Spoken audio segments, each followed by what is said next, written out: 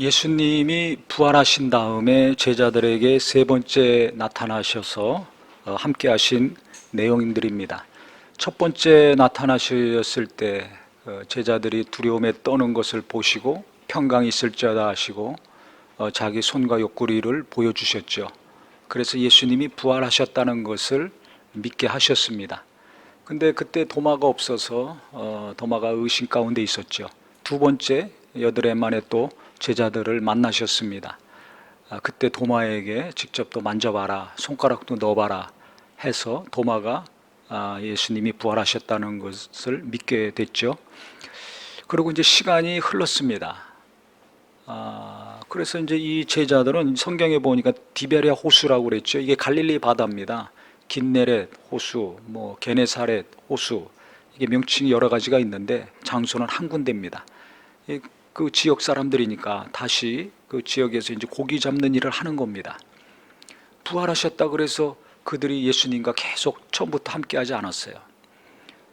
고기를 잡는데 베드로하고 그 의심했던 도마하고 나다나엘하고 세베대 아들들이니까 야고보와 요한이죠. 그 다음에 다른 두 제자 7명이 있었습니다. 베드로가 원래 어부지않아요. 먹고 살아야 되니까 다시 고기 잡으러 가자 했더니 7명이 같이 고기 잡으러 갔습니다. 그래서 밤새 그물을 내려서 고기를 잡는데 하나도 못 잡았어요.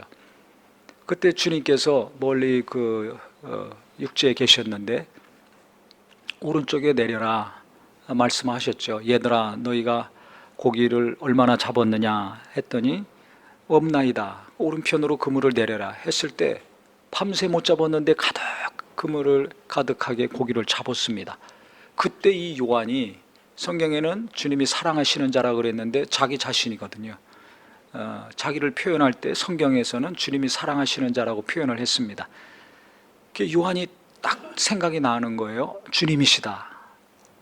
주님만이 이렇게 하실 수 있다 해서 주님이시라고 주변에 있는 친구들한테 얘기했더니 베드로가 갑자기 옷을 벗고 그물질을 하고 고기 잡고 하다가 겉옷을 입고서 물에 뛰어들었습니다. 배 타고 노저어서 가야 되는데 주님을 너무 사랑해요. 성품이 워낙 급하기도 하지만 주님을 사랑하는 마음이 죽은 게 아닙니다. 3번 부인했다고 죽은 것이 아니라 그가 실수는 했지만 주님을 뜨겁게 사랑하는 열정이 살아있어요. 그러니까는 물속에 뛰어들어가서 헤엄쳐서 먼저 가서 주님 만나려고 막 갔습니다. 그 다음에 이제 제자들이 노져서 주님을 만났는데 육지에 다다라서 보니까 주님이 숯불을 피우시고서 생선을 굽고 있는 거예요. 왜냐? 이제 해가 뜰 때가 됐는데 얼마나 배고프겠어요. 밤새 고기 잡았으니 배고프죠. 피곤하고. 그러니까 그들에게 조반을, 아침 식사를 지금 준비하고 계신 겁니다. 우리나라 성경에는 떡이라고 있지만 이게 원래 빵이죠. 거기는 밀농사를 하니까 빵을 먹습니다. 근데 우리는 벼농사를 하니까 밥을 먹죠. 근데 여기 떡이라고 번역해 놨는데 정확히 얘기하면 이제 빵하고 생선을 준비하고 계신 거예요. 잡은 거 생선 있으면 달라고 하셔서 싱싱한 생선으로 구우시고, 숯불에 구우니까 또 얼마나 맛있겠습니까? 빵도 미리 준비해 오셨어요. 그러니까 해 뜨기 전에 새벽 일찍 오신 겁니다. 제자들이 오시라고 해서 온 게 아니라 주님이 찾아오셨어요. 저는 너무 은혜가 되는 것은 첫 번째 부활하신 다음에도 찾아가셨죠. 두 번째도 찾아가셨어요. 그래서 두 번 다 평강이 있을지어다 하시고 부활하신 자기 자신을 직접 보여주시고 만지라고 하셔서 믿음을 도와주셨습니다. 그런데 세 번째도 또 주님이 먼저 찾아가셨습니다. 내가 주님을 찾는 것 같지만 주님이 먼저 나를 찾아오시고 만나주시고 함께 하시는 것입니다. 한 번, 두 번도 아니고 계속 이렇게 찾아가신 예수님, 이들만 찾아가셨겠습니까? 나한테도, 우리 가족들에게도, 우리 교인들에게도, 이 땅의 모든 성도들과 교회를 향해서도 주님이 계속 찾아가시는 겁니다. 내가 믿음이 없어서 불안에 떨 때, 내가 좌절하고 낙심해 있을 때, 내가 어찌해야 될 바를 몰라 방황할 때, 이와 같이 밤새 그물질했는데 하나 못 잡듯이 죽어라고 열심히 밤새 공부했는데 취직이 안 돼, 진학이 안 돼, 밤새 노력하고 사업을 했는데 일원 한 장 못 벌어. 그때 주님이 찾아오십니다. 항상 내가 어려울 때 주님이 나를 먼저 찾아오시고 나보다 먼저 생각한다는 걸 아시기를 바랍니다. 제자들이 이렇게 먼저 찾아가신 거 생각할 때 너무 은혜가 되고 감동이 되는 거예요. 부활하셨으면 할 일 다 하셨으니까 승천하셔도 되잖아요. 근데 그냥 갈 수가 없는 거예요. 왜? 제자들이 불안에 떨고 있는데, 또 2번씩이나 만났지만 지금 고기 잡고 있잖아요. 어떻게 해야 될지를, 앞으로 뭘 하고 해야 될지를 모르는 겁니다. 주님은 부활하셨다는 거 이제 보고 알았는데 그 다음엔 어떻게 해야 돼? 그러니까 원래 직업으로 돌아가서 이제 고기 잡고 있는 거예요. 근데 이 새벽에 이제 주님 만났습니다. 주님이 아침상을 잘 차려서 제자들 먹으라고 하시는 거예요. 근데 이때 잘 보세요. 와서 조반을 먹으라고 하니까 제자들이 그 12절 후반부에 보면 제자들이 주님이신 줄 아는 고로, 처음에는 몰랐거든요. 멀리 육지에서 그물을 오른쪽으로 내려라 할 때는 몰랐는데 가까이서 이제 조반을 먹으면서 안 겁니다. 고기를 많이 잡은 순간부터 안 거죠. 알았는데 그러면 뭔가 대화가 시작돼야 될 거 아니에요. 아, 주님 감사합니다. 아, 이렇게 또 도와주셔서 우리가 많이 잡았습니다. 베드로 같은 경우는 처음 주님 만날 때하고 지금 상황이 똑같잖아요. 아, 그때가 기억납니다 하면서 뭔가 대화가 계속 이루어져야 될 상황인데, 성경을 보니까 주님이신 줄 아는 고로 당신이 누구냐 감히 묻는 자가 없더라. 말을 못해요. 지금 7명의 제자들이 있는데 예수님께 한마디도 못하고 있는 거예요. 왜 그럴까요? 아니, 지금 이게 너무 훈훈한 상황 아닙니까? 기쁨이 있는 상황 아닙니까? 근데 아, 주님이시군요. 어떻게 오셨나요? 또 도와주셔서 감사합니다. 등등 할 말이 얼마나 많겠어요. 유구무원입니다. 감히 누가 입을 벌리질 못하고 있어요. 왜 그러겠어요? 자기들이 잘못한 게 있거든요. 예수님이 로마 병사에게 붙들리셨을 때 다 도망갔잖아요. 계획적으로, 의도적으로 한 것이 아니라 우발적인 사건이라고 생각을 합니다. 베드로도 3번이나 부인했잖아요. 그래도 다른 10제자보다는 베드로가 낫습니다. 주님을 사랑하고 의리가 있어가지고 밤새 신문당하실 때 가까이 가서 봤거든요. 그때 그 옆에 있던 사람들이, 야, 너 저 사람하고 같이 다녔잖아. 너 저 사람 따라다녔잖아. 우리가 봤는데. 아니야, 난 저를 모른다.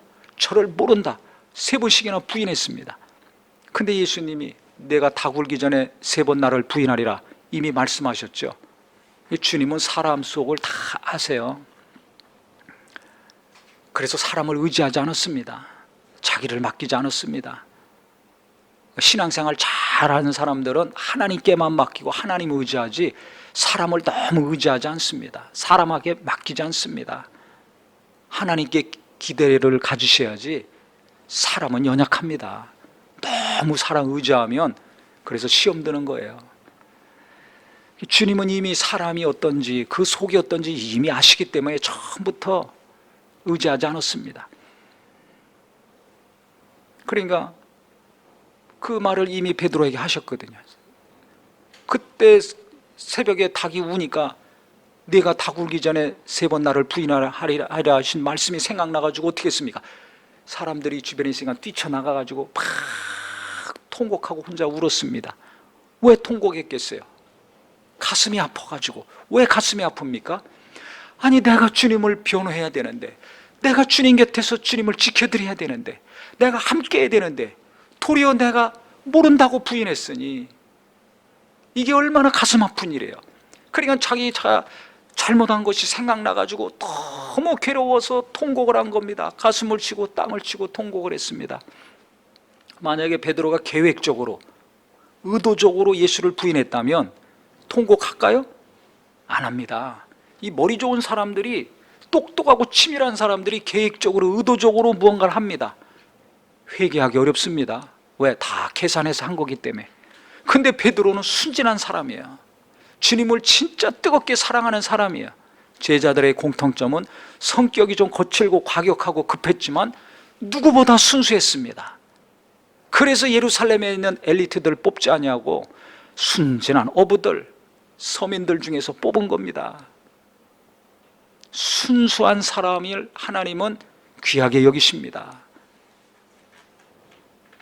그래서 우발적으로 부인했다는 걸 주님이 아시는 거예요. 의도적으로 계획적으로 한 것이 아니라는 것을 주님은 너무나 잘 아시는 거죠.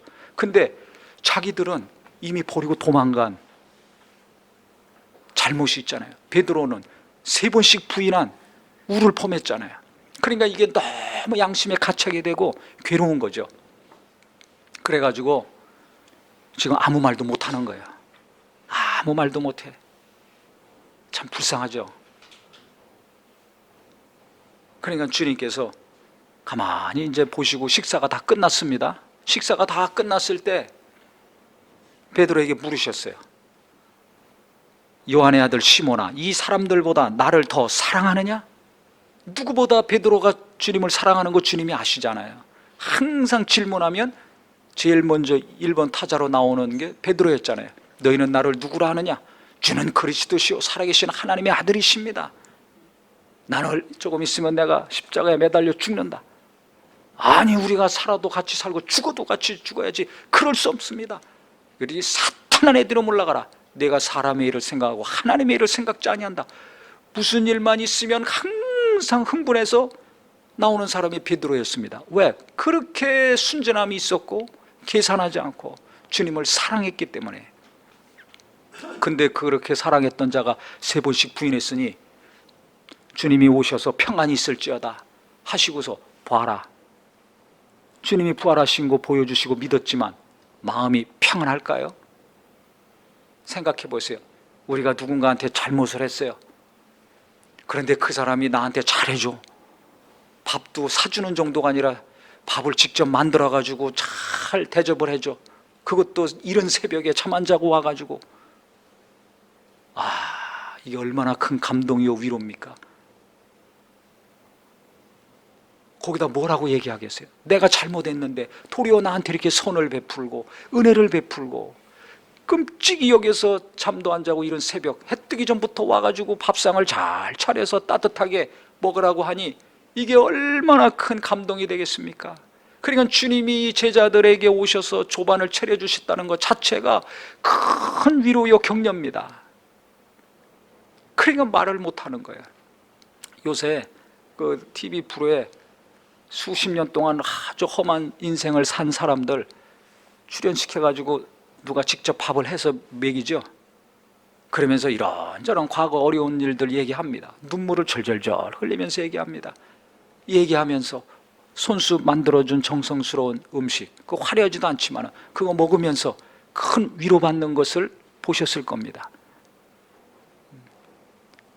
그래서 어떻게 보면 진정한 예배는 이렇게 한 사람이 앞에서 설교하고 많은 다수는 앉아서 그냥 설교자만 쳐다보고, 이게 진정한 예배가 아닙니다. 옆에 누가 왔는지, 어떤 삶을 살다 왔는지, 어떤 어려움이 있는지 전혀 모르잖아요. 이건 교회가 아니에요.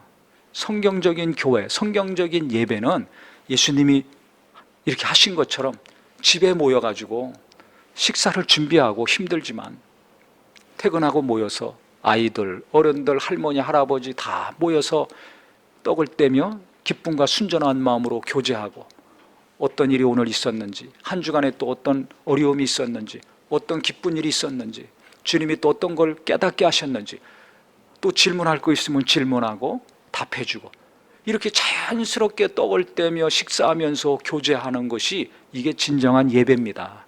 이게 성경적인 교회입니다. 그러니까 예배당에서 이렇게 형식적인 순수에 맞춰 진행되는 예배는 어떻게 보면 성경적이지 않고 인간의 편의에 따라서 이게 진행되는 거죠. 솔직히 말씀드리면 그냥 목장에서, 가정에서 온 가족들이 소수가 모여서 삶을 나누고 은혜를 나누고 어려움을 나누고 같이 울고 같이 웃고 같이 위해서 기도해 줄 때 이게 성경적인 예배입니다. 처음에 탄생한 교회가 그렇게 했잖아요. 사도행전에 봐도 모든 교회의 시작은 가정에서부터 시작했습니다. 식사하면서 시작했습니다. 이 밥을 같이 먹는 거, 그것도 집에서 같이 먹는 거, 이게 너무 중요합니다. 그래서 작년 2월부터 저희가 이걸 계획하고 하려고 했거든요. 성경적인 예배를 해야 되니까 같이 목장에서 이렇게 성경적으로 하려고 했는데 코로나가 터지는 바람에 못했습니다. 이게 어느 날 끝날 텐데, 끝나면 우리가 성경적으로 돌아가서 진짜 참다운 예배를 해야 될 것입니다. 기대하시고 기쁨으로 참여하는 은혜가 있기를 바랍니다. 네. 그러니까 밥을 같이 먹는다는 것은 제자들에게, 그것도 주님이 차려주신 밥을 먹을 때는 많은 위로와 격려를 받은 거죠. 근데 그럼 여기서 끝나야 될 텐데 주님은 밥 다 먹고 나니까 베드로에게 질문하셨어요. 내가 이 사람들보다 나를 더 사랑하느냐? 이 질문을 3번 하셨습니다. 왜 3번 질문하셨을까? 똑같은 질문을 왜 하셨을까요? 이유가 있죠. 의심이 되고 불안해서 하셨습니까? 확인하려고 하셨겠습니까? 베드로가 누구보다 계속 주님을 사랑한다는 거 주님은 아십니다.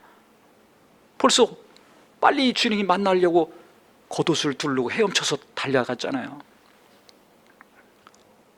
그런데 왜 물으셨겠어요? 3번 물으신 데는 이유가 있습니다. 왜냐? 지금 베드로는 다른 제자들은 같이 아침 식사를 하면서 위로받고 평안을 얻고 그 부담스러운 마음이 풀어졌겠지만 베드로는 안 풀렸어요. 같이 밥 먹는 걸로 안 돼. 왜? 다른 제자들은 예수님 입으로 부인 안 했잖아요. 도망은 갔지만. 근데 베드로는 자기 입으로 나는 저를 모른다 3번이나 부인했거든요.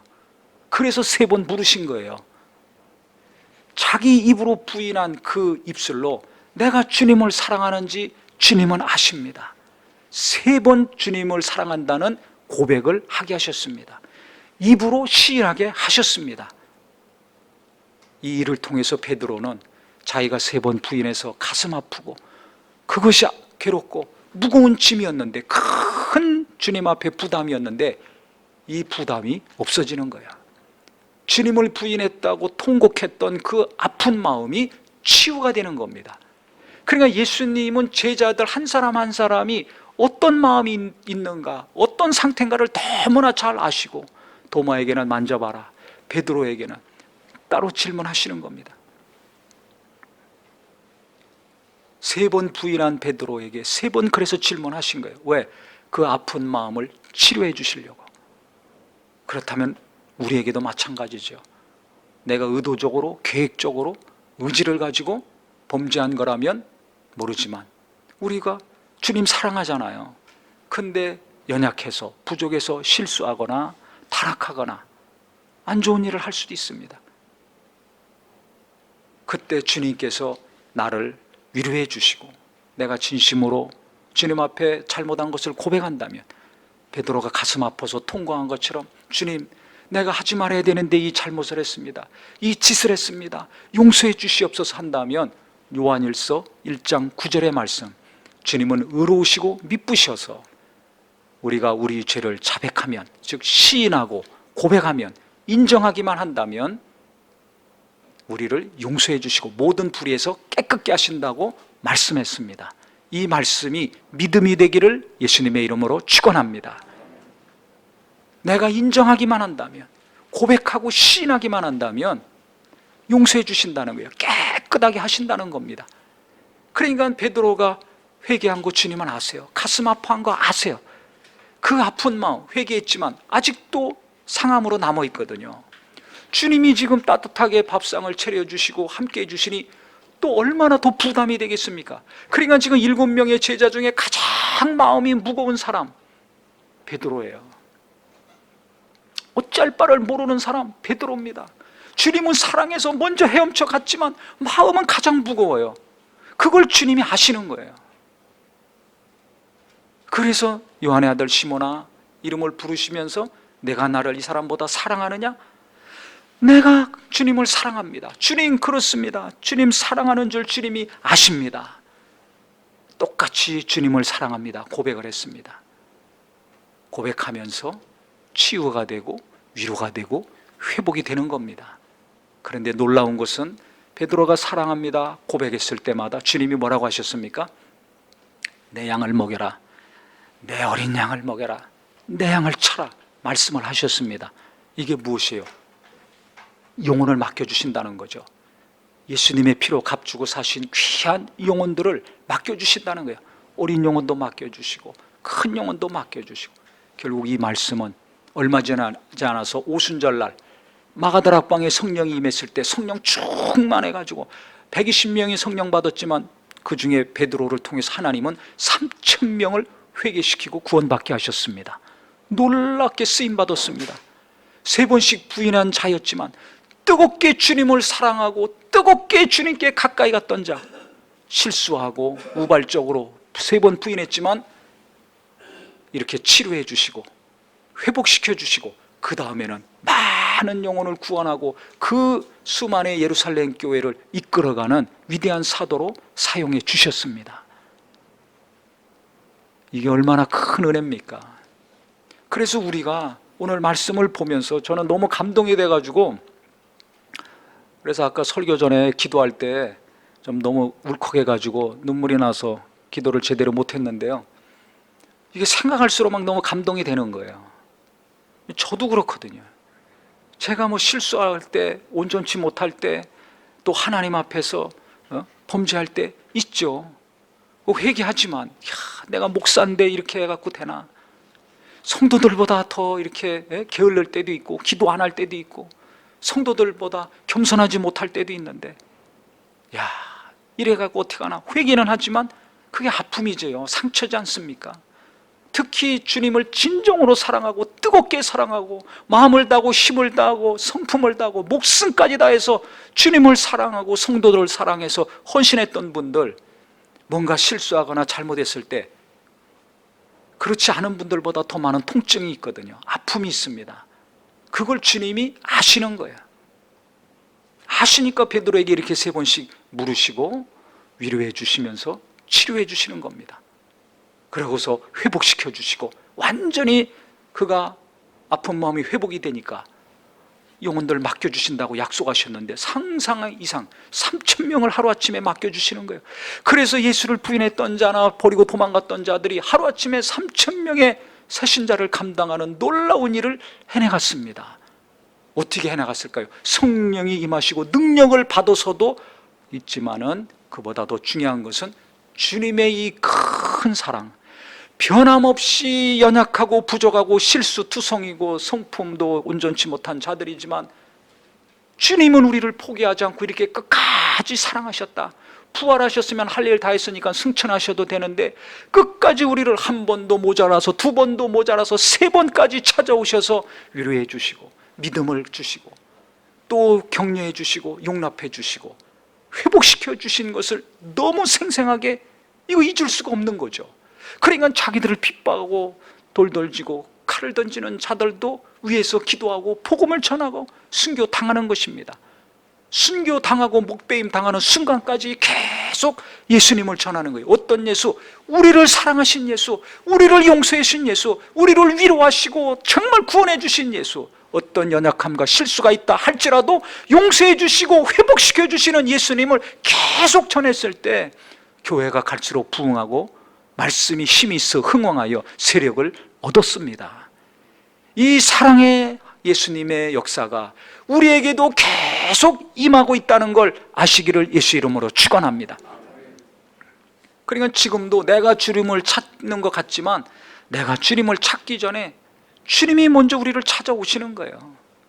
그 다음에 어떤 어려움이 있더라도 위로해 주시고 이렇게 용서해 주시고 격려해 주시고 밥을 차려준다는 것 자체가 얼마나 큰 위로요 격려입니까? 말이 필요가 없잖아요. 자식이 잘못했는데 엄마가 밥을 잘 차려줘. 말이 필요가 없습니다. 엄마가 날 사랑하는구나, 엄마가 나를 용서했구나, 엄마가 나를 품어주고 있구나, 이걸 자식이 아는 거 아닙니까? 남편이 잘못했는데 아내가 밥상을 잘 차려줘. 아내가 나를 사랑하고 있구나, 나를 품어주고 있구나, 나와 관계를 계속 하려고 하고 있구나. 말이 필요 없잖아요. 다 아는 거 아닙니까? 내가 누군가의 관계에서 큰 잘못을 했어요. 진짜 일평생 씻을 수 없는 일을 했어요. 그런데 그 사람이 나를 계속 찾아와. 한 번도 아니고 두 번, 세 번 찾아와. 그리고 잘 차려서 식사 대접을 해줘. 얼마나 감동이 되겠습니까? 눈물이 나오지 않겠습니까? 베드로에게, 제자들에게만 이렇게 하신 것이 아니라 내게, 우리에게도 지금 계속 해주셨고 앞으로도 하실 것입니다. 근데 나는 이렇게 나를 찾아오시고 위로해 주시고 회복 주신 것들이 예배 가운데, 기도 가운데, 말씀 가운데, 교제 가운데 많이 있음에도 불구하고 아직도 내가 원하는 것 쳐다보면서 괴로워하고 있어요. 내가 이루고자 하는 것을 보면서, 어느 누구를 보면서 그렇게 안 된 것 때문에 괴로워하고 있죠. 주님을 사랑하지 않고 돈을 너무나 사랑하고 있어요. 이렇게 나를 사랑하시고 포기하지 않고 끝까지 도와주시는 예수님보다 다른 것을 더 좋아하고 있어요.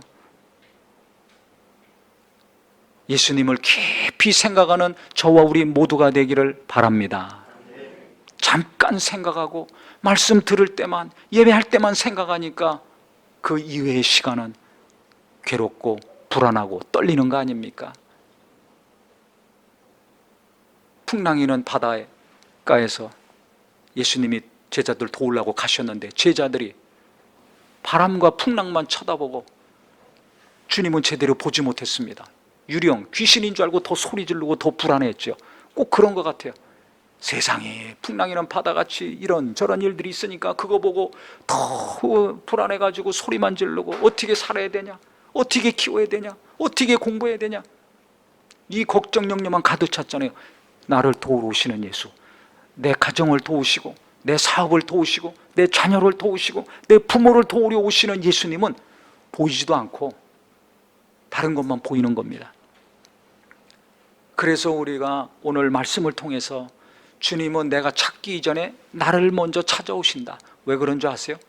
요한복음 6장 39절에 보면 나를 보내신 이의 뜻은 내게 주신 자 중에 내가 하나도 잃어버리지 아니하고 마지막 날에 다시 살리는 이것이니라 그랬어요. 하나님이 보내주신 자 한 명도 잃어버리지 아니하고 마지막 날에 다 살리는 거라 그랬습니다. 그러니까 주님은 끝까지 나를 지키시고 나를 내쫓거나 버리지 아니하시는 분입니다. 내가 의지를 가지고 주님을 부인하지 않는다면, 고의적으로 내가 주님을 배반하지 않는다면, 주님은 내가 아무리 연약하고 부족하고 실수투성이라 할지라도, 바닥을 긴다 할지라도 끝까지 이와 같이 찾아오셔서 위로해 주시고 격려하시고 용서하시고 품어주시고 회복시켜 주시는 은혜의 하나님이라는 것을 알고 믿기를 예수님의 이름으로 축원합니다.